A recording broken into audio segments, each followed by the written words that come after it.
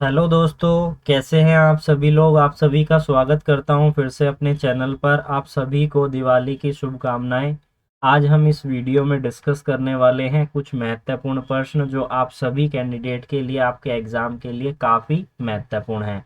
आप सभी को पता है हम डेली जो है आपके लिए क्वेश्चन लेकर आते हैं और प्रैक्टिस करते रहना है आपको, तभी आप अपने एग्जाम में परफेक्ट हो पाओगे।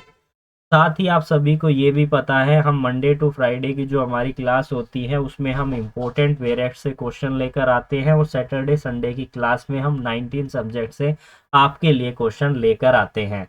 तो स्टार्ट करते हैं। इससे पहले हम उन सभी कैंडिडेट का तहे दिल से मैं शुक्रिया करता हूं जो हमारे साथ जुड़कर अपनी तैयारी कर रहे हैं, और जो नए कैंडिडेट हमारे साथ जुड़े हैं इस वीडियो के माध्यम से उनका भी मैं तहे दिल से शुक्रिया करता हूं। तो स्टार्ट करते हैं सबसे पहले इंपॉर्टेंट क्वेश्चन के बारे में। क्या कह रहा है सबसे पहला question, question of the title to an immovable property in a suit under section 6 of the specific relief Act is. First option है रिलीवेंट, सेकंड ऑप्शन है इररिलेवेंट, थर्ड ऑप्शन है both depend upon the fact of the case, और last option है none of the above. अगर आपने section 6 को पढ़ा होगा तो आपको इसका जवाब पता होगा। हिंदी में समझ लेते हैं। विशिष्ट राहत अधिनियम की धारा 6 के तहत एक मुकदमे में अचल संपत्ति के स्वामित्व का प्रश्न है तो क्या वो प्रासंगिक होगा, अप्रासंगिक होगा, दोनों मामलों के तथ्य पर निर्भर करते हैं, या उपरोक्त में से कोई भी इसका सही जवाब नहीं है। तो इसका जो सही जवाब है वो है हमारा सेकंड ऑप्शन। बात करते हैं अगले इंपॉर्टेंट क्वेश्चन के बारे में। A injunction can be granted. First option है to prevent the breach of contract, the performance of which would be not specifically enforce. Second option है to prevent a continuous breach in which a plaintiff is acquiesced. Third option है to restrain any person from applying to a legislative body, और fourth option है none of the above. निषेधाज्ञा दी जा सकती है। पहला ऑप्शन क्या कह रहा है, एक अनुबंध के उल्लंघन को रोकने के लिए जिसका निष्पादन विशेष रूप से लागू नहीं किया जाएगा। सेकंड ऑप्शन है लगातार उल्लंघन को रोकने के लिए जिसमें वादी ने सहमति दे दी है। थर्ड ऑप्शन है किसी भी व्यक्ति को विधायी निकाय में आवेदन करने से रोकना, और उपरोक्त में से कोई भी नहीं। तो कौन सा इसका सही जवाब है, कोई भी इसका सही जवाब नहीं है, इसलिए फोर्थ ऑप्शन जो है इसका बिल्कुल सही जवाब है। बात कर लेते हैं अगले इंपॉर्टेंट क्वेश्चन के बारे में। क्या कह रहा है समझ लेते हैं। क्या कह रहा है, mandatory injunction is granted by which section of the specific relief Act. पहला ऑप्शन है सेक्शन 38, सेकंड ऑप्शन है सेक्शन 39, थर्ड ऑप्शन है सेक्शन 40, और फोर्थ ऑप्शन है सेक्शन नंबर 41। तो रिलीवेंट सेक्शन कौन सा है हमारा, 39 है। 39 है, इसलिए इसका जो सेकंड ऑप्शन है बिल्कुल सही है। और आपने स्पेसिफिक रिलीफ एक्ट को अगर पढ़ा होगा तो आपको इसका जवाब पता होगा। बात करते हैं अगले क्वेश्चन के बारे में। A suit for the declaration without seeking a consequential relief is barred by which section of the specific relief act. सबसे पहला ऑप्शन है सेक्शन नंबर 28, सेकंड ऑप्शन है सेक्शन नंबर 34, थर्ड ऑप्शन है सेक्शन नंबर 37, फोर्थ ऑप्शन है section number 39। यानी कि परिणामी राहत की मांग किए बिना घोषणा के लिए मुकदमा दर्ज है तो किस सेक्शन में और कौन सा बात करता है। तो इसका हमारा सबसे सही जवाब है हमारा सेकंड ऑप्शन, यानी कि सेक्शन नंबर 34 जो है इसके बारे में बात करता है। बात करते हैं अगले क्वेश्चन के बारे में। Mandatory injunction is a nature of restitution. Second option है प्रोहिबिशन, थर्ड ऑप्शन है इन दोनों को, फोर्थ ऑप्शन है इन दोनों को ही नहीं। तो इसमें इन दोनों को ही शामिल किया जाता है जब हम मैंडेटरी इंजंक्शन की बात करते हैं।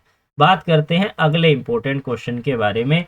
क्या कह रहा है, contract for a sale of a Maruti Ciaz car can be specifically enforce. First option can not be specifically enforce, second option, third option है only damage can be claimed, और फोर्थ ऑप्शन है 2 और 3 इज द करेक्ट आंसर। तो कौन सा इसका सही जवाब है, तो can not be specifically enforce. तो इसका जो सेकंड ऑप्शन है बिल्कुल सही जवाब है। बात करते हैं अगले इंपॉर्टेंट क्वेश्चन के बारे में। The contract not specifically enforce as enumerated in which section of the specific relief Act. पहला ऑप्शन है सेक्शन नंबर 11, सेकंड ऑप्शन है सेक्शन नंबर 12, थर्ड ऑप्शन है सेक्शन नंबर 30, फोर्थ ऑप्शन है सेक्शन नंबर 14। तो कौन सा इसका सही जवाब है? हमारा 14। सेक्शन नंबर 14 डील करता है, जो कि कॉन्ट्रैक्ट नॉट स्पेसिफिकली एनफोर्सिएबल है। जब हम बात करते हैं सेक्शन नंबर 14 की, बात करते हैं अगले इंपॉर्टेंट क्वेश्चन के बारे में, which contract can not be specifically enforce. पहला ऑप्शन क्या कह रहा है? Contract which is in its nature determinable. Second option है contract which is so depend on the personal qualification party of the party that the court cannot enforce specifically performance of its material term, और third option है both 1 and 2, और fourth option है a contract of a sale of immovable property. तो इसका सही जवाब है हमारा थर्ड ऑप्शन। इन दोनों को ही हिंदी में समझ लेते हैं। कौन सा अनुबंध विशेष रूप से लागू नहीं किया जा सकता? एक अनुबंध जो कि अपनी प्रवृत्ति के निर्धारणीय है। सेकंड ऑप्शन है एक अनुबंध जो पार्टी के व्यक्तिगत योग्यता पर इतना निर्भर है कि उसका अदालत इसकी भौतिक शर्तों के विशिष्ट निष्पादन को लागू नहीं कर सकता है। तो अब आपको पता चल गया इसका कौन सा सही जवाब है। अब हम डिस्कस करते हैं हमारे अगले इंपॉर्टेंट क्वेश्चन के बारे में। क्या कह रहा है समझ लेते हैं। A vice president is elected, first option है on the basis of the adult franchise by the people of India. Second option है by the electoral college consist of all the member of Rajya Sabha by secret ballot. Third option है by the electoral college of all the member of both the houses of the parliament. और fourth option है by the electoral college consist of all the member of the house of the parliament in accordance with the system of the proportional representation by mean of a single transferable vote by a secret ballot। तो कौन सा इसका सही जवाब है? इसका सही जवाब है हमारा लास्ट ऑप्शन। हिंदी में इसको समझ लेते हैं। क्या कहते हैं कि उपराष्ट्रपति का चुनाव होता है एकल संकरणीय मत और गुप्त मतदान के माध्यम से अनुपातिक प्रतिनिधित्व प्रणाली के अनुसार संसद के दोनों सदनों के सभी सदस्यों से मिलकर बने निर्वाचित मंडल के द्वारा।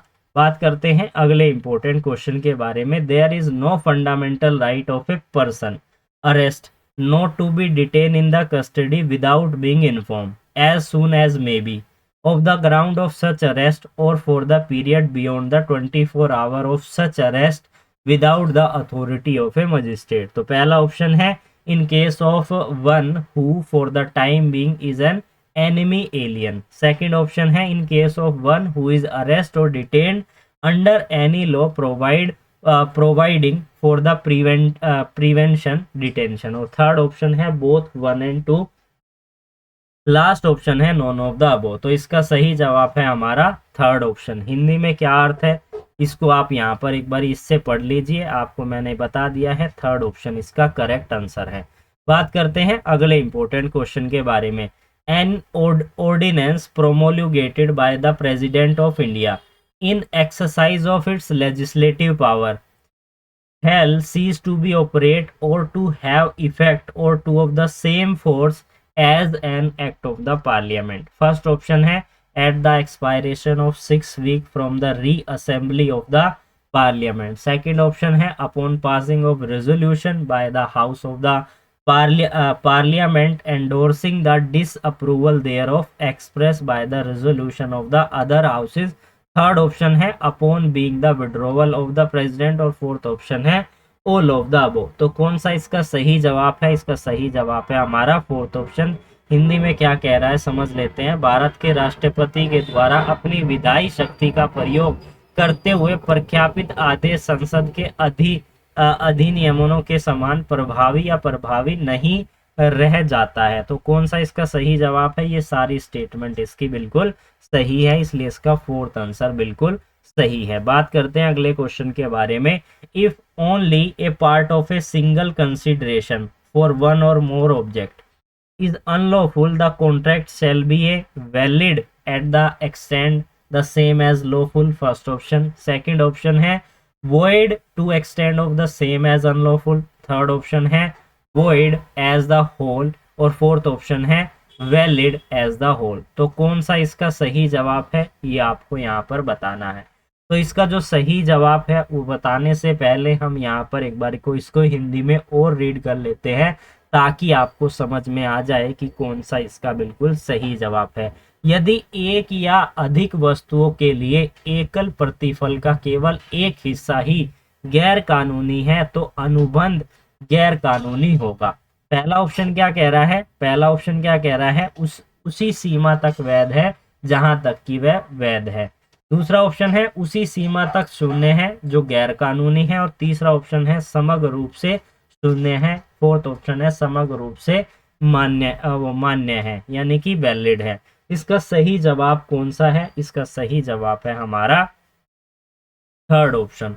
बात करते हैं अगले इंपॉर्टेंट क्वेश्चन के बारे में, क्या कह रहा है इसको समझते हैं और कौन सा इसका सही जवाब है। A letter of acceptance send by the post in lost in a transit.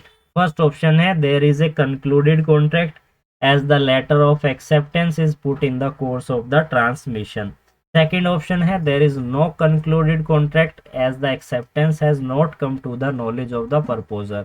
Third option है there is no concluded contract as the acceptance has not been communicated to the proposer. और फोर्थ ऑप्शन है none of the above. Hindi में क्या इसका अर्थ है समझ लेते हैं। डाक द्वारा भेजे गए स्वीकृति पत्र रास्ते में खो जाता है तो ए पहला ऑप्शन है एक निष्कर्ष निकाला गया अनुबंध है, क्योंकि स्वीकृति पत्र को ट्रांसमिशन के द्वारा रखा जाता है। सेकंड ऑप्शन है कोई अनुबंध समाप्त नहीं हुआ है, क्योंकि स्वीकृति प्रस्तावना के ज्ञान में नहीं आया है। और थर्ड ऑप्शन है कोई अनुबंध समाप्त नहीं हुआ है, क्योंकि प्रस्तावक को स्वीकृति के बारे में सूचित नहीं किया गया था। और फोर्थ ऑप्शन है उपरोक्त में से कोई भी नहीं। तो इसका फर्स्ट ऑप्शन जो है बिल्कुल करेक्ट आंसर है। साथ ही मैं आप सभी को ये भी कह देना चाहता हूं कि जो भी क्वेश्चन में आपको कोई कंफ्यूजन लग रही है, आपको लग रहा है इसका कोई दूसरा आंसर ठीक है, तो आप हमें कमेंट सेक्शन में कमेंट करके बताइएगा। ये एक छोटा सा स्टेप आपको मदद करेगा, ना केवल आपको उस आंसर को सही करने के लिए बल्कि बाकी जो स्टूडेंट जो कि गलत याद कर रहे हैं उनके लिए भी ये सही हो जाएगा। तो चलते हैं अगले क्वेश्चन पर। A and B go to it to a shop. B says that the shopkeeper let A have good, I will see you that you are paid.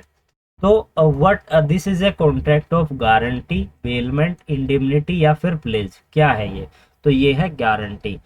साथ ही मैं ये भी कहना चाहता हूँ, जो चीज़ें आपको हिंदी लैंग्वेज से पढ़कर समझ नहीं आ रही है उसको आप इंग्लिश लैंग्वेज से समझिए, और जो आपको इंग्लिश में समझ नहीं आ रही है उसको आप हिंदी में समझिएगा। बात करते हैं अगले क्वेश्चन के बारे में। An agreement is restrain of trade is a valid. Second option है वॉइड। थर्ड ऑप्शन है void the extend of such restrain. और फोर्थ ऑप्शन है वॉइडेबल। तो कौन सा इसका सही जवाब है? इसका सही जवाब है हमारा थर्ड ऑप्शन। बात करते हैं अगले क्वेश्चन के बारे में। क्या कह रहा है? If the compensation to pay on breach of a contract is a genuine pre estimate of the prospective damage, it is known as a liquidated damages, unliquidated damages, special damages या फिर penalty. क्या कहेंगे statement से? क्या पता चल रहा है कि कौन से ऑप्शन की ये स्टेटमेंट है? तो इनको हम कहेंगे लिक्विडेटेड डैमेजेस। बात करते हैं अगले क्वेश्चन के बारे में। क्या कह रहा है? A agency is terminated by the. First option है the principal revoking the authority of the agent. Second है agent renouncing the business of agency. और थर्ड ऑप्शन है डेथ ऑफ द प्रिंसिपल और द एजेंट। और fourth option है all of the above. तो कौन सा इसका सही जवाब है? हिंदी में भी इसको एक बार देख लीजिए। एक एजेंसी को किसके द्वारा समाप्त कर दिया जाता है? किसके द्वारा समाप्त कर दिया जाता है? इन सभी के द्वारा। सभी ऑप्शन बिल्कुल सही है। इसको एक बार आप रीड कर लीजिएगा अच्छे से। बात करते हैं अगले क्वेश्चन के बारे में। If a person fail to comply with the term of notice for the appearance under section 41A sub close 1, काफी इंपॉर्टेंट सेक्शन है, इसको आप डिटेल में एक बार पढ़िएगा। इससे जो है क्वेश्चन हमेशा बन जाते हैं और इम्पोर्टेंट क्वेश्चन बनते हैं, घुमा के बना देते हैं, लेकिन इम्पोर्टेंट यहाँ पर आपका ये सेक्शन है। और is unwilling to identify himself the police officer. First option है may subject to such order as may have been passed by the competent court. In this behalf, arrest him the offence mentioned in this notice. Second option है shall arrest him for the offence mentioned in the notice. Third option है may not arrest him for the offence mentioned in the notice. और fourth option है may without an order from a magistrate and without a warrant arrest him. तो कौन सा इसका सही जवाब है? अगर आपने इस सेक्शन को पढ़ा है तो आपको जो है तुरंत पता चल जाएगा कि इसका फर्स्ट ऑप्शन बिल्कुल करेक्ट है। यदि कोई व्यक्ति सीआरपीसी की धारा 41A1 के तहत उपस्थिति के लिए नोटिस की शर्तों का पालन करने में विफल रहता है या फिर अपनी पहचान बताने में को तैयार नहीं है तो पुलिस अधिकारी क्या कर सकते हैं? पहला जो ऑप्शन है वो कर सकते हैं। बात करते हैं अगले क्वेश्चन के बारे में, क्या कह रहा है समझ लेते हैं। The memorandum of arrest to be prepared by every police officer while making an arrest shall be. बिल्कुल बनाते हैं, अरेस्ट मेमो तैयार करते हैं जिसे हम मेमो ऑफ अरेस्ट कहते हैं। फर्स्ट ऑप्शन क्या कह रहा है, कौन सा सही है देखते हैं। Attest bye at least 2 witness one of which shell be A member of a family arrest.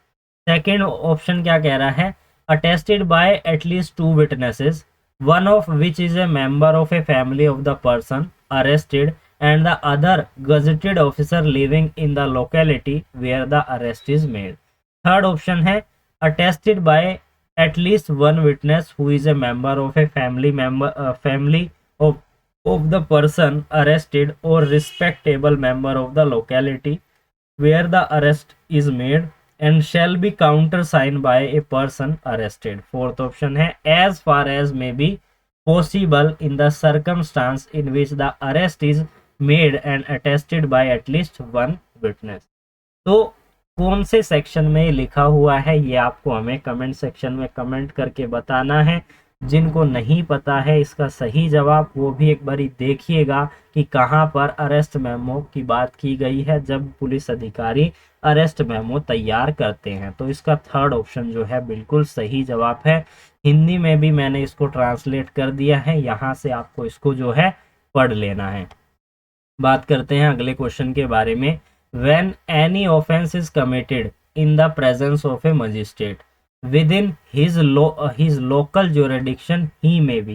First option है only direct a police officer posted in a police station within his local jurisdiction to arrest of the offender. Second option है order only a gazetted officer to arrest the offender. And third option है himself arrest or order any person to arrest of the offender. और fourth option है none of the above. तो कौन सा इसका सही जवाब है आपके अनुसार कि कौन कर सकता है? आपके अनुसार रिलेवेंट है ये क्वेश्चन? बिल्कुल रिलेवेंट है और इसका सबसे सही जवाब है हमारा थर्ड ऑप्शन। यानी कि जब कोई भी अपराधी उसी स्थानीय क्षेत्र अधिकार के भीतर मजिस्ट्रेट की उपस्थिति में किया जाता है तो वह कर सकता है, क्या कर सकता है? अपराधी को सव्य गिरफ्तार कर सकता है या फिर किसी भी व्यक्ति को गिरफ्तार करने के आदेश दे सकता है। बात करते हैं अगले क्वेश्चन के बारे में। If any court has reason to believe that any person whom a warrant has been issued by it has absconded so as that such warrant cannot be executed and such court may be publish a written proclamation. Section number कौन सी है? Section number 82 है। Section number कौन सी है? 82 है। इसको आपको जो है याद रखना है। required him to appear at a specific place and at the specific time not less than from the date of publication of such proclamation. important है, इसको आपको याद रखना है।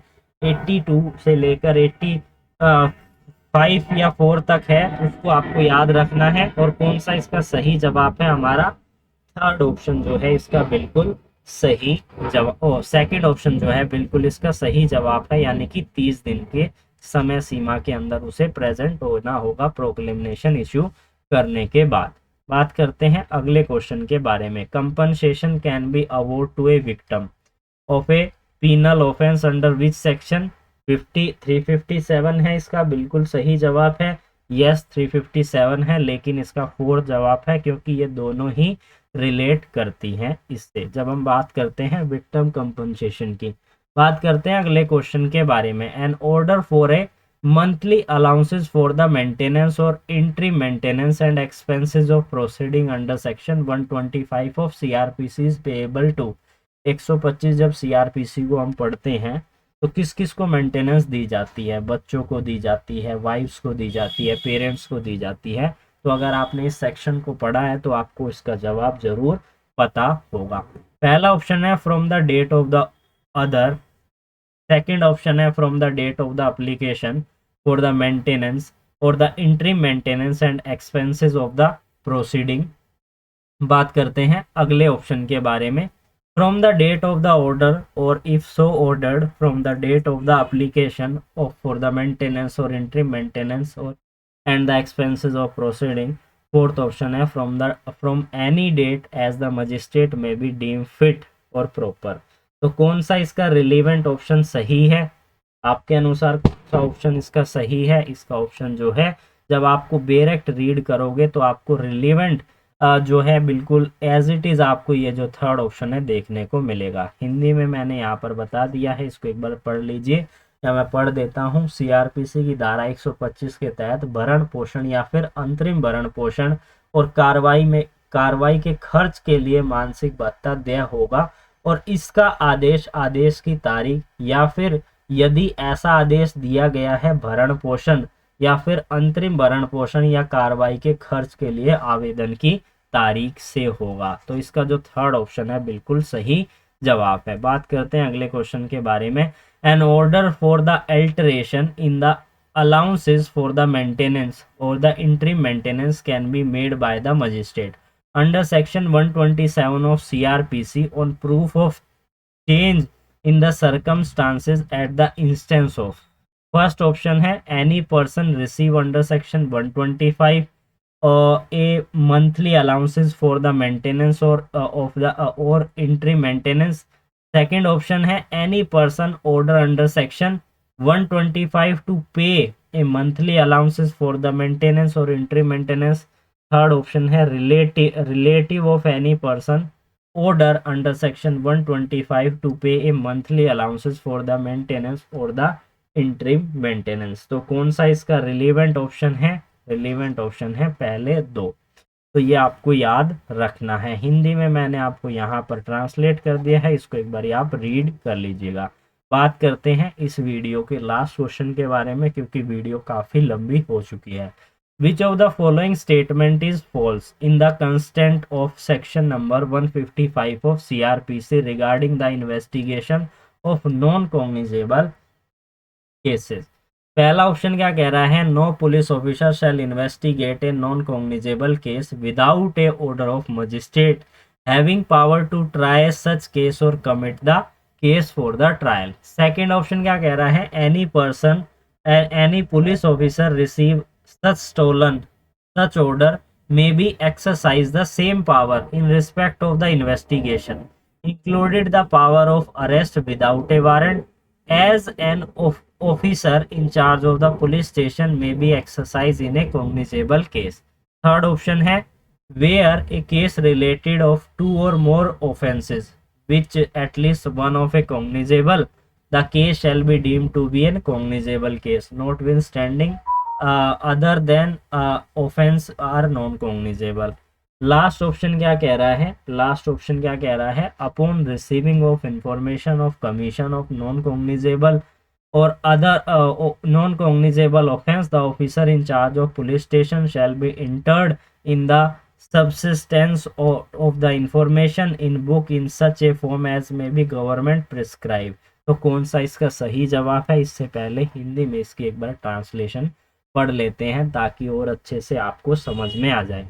गैर संज्ञेय मामले में जांच के संबंध में सीआरपीसी की धारा 155 के संदर्भ में निम्नलिखित में से कौन सा कथन सही है? पहला ऑप्शन क्या कह रहा है कि कोई भी पुलिस अधिकारी किसी भी गैर संज्ञेय मामले की जांच उस मजिस्ट्रेट के आदेश के बिना नहीं करेंगे जिसके पास ऐसे मामले की सुनवाई करने या मामले की सुनवाई के लिए सौंपी गई शक्ति है। ठीक है। सेकंड ऑप्शन है ऐसे आदेश प्राप्त करने वाला कोई भी पुलिस अधिकारी जांच के संबंध में उनकी शक्तियों का प्रयोग कर सकता है जिसमें बिना वारंट के गिरफ्तार करने की शक्ति भी शामिल है, जैसा कि एक पुलिस स्टेशन के प्रभारी अधिकारी एक संज्ञेय मामले के प्रयोग कर सकते हैं। थर्ड ऑप्शन है जहां कोई भी मामला दो या दो से अधिक अपराधों से संबंधित है, जिसमें से कम एक संज्ञेय है, तो मामले में संज्ञेय मामला माना जाएगा, भले ही अन्य अपराध गैर संज्ञेय क्यों ना हो। फोर्थ ऑप्शन है किसी भी गैर संज्ञेय अपराध के घटित होने की सूचना प्राप्त होने पर पुलिस स्टेशन के प्रभारी अधिकारी सूचना के सार को एक पुस्तक में ऐसे प्रारूप में दर्ज करेंगे जैसा कि राष्ट्र सरकार इस संबंध में निर्धारित कर सकती है। तो ये फर्स्ट, थर्ड और फोर्थ ऑप्शन सही है। सेकंड ऑप्शन में थोड़ी सी कंफ्यूजन है, तो इसका जो सेकंड ऑप्शन है बिल्कुल सही है। आई होप आपको वीडियो अच्छी लगी होगी। फिर से मिलेंगे, तब तक के लिए धन्यवाद।